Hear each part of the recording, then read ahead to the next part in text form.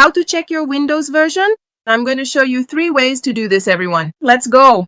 The first way is using the keyboard. On your keyboard, simply press Windows and R at the same time. You can press both together and this window will open.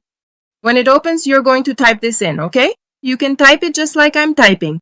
Once you've typed it, just click OK here. After you click OK, the Windows version will be displayed, alright? Simple and quick. I'll close this here. Let's go to the second method.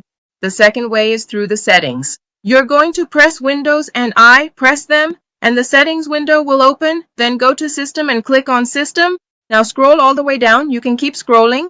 At the very bottom, there's About. Click on it.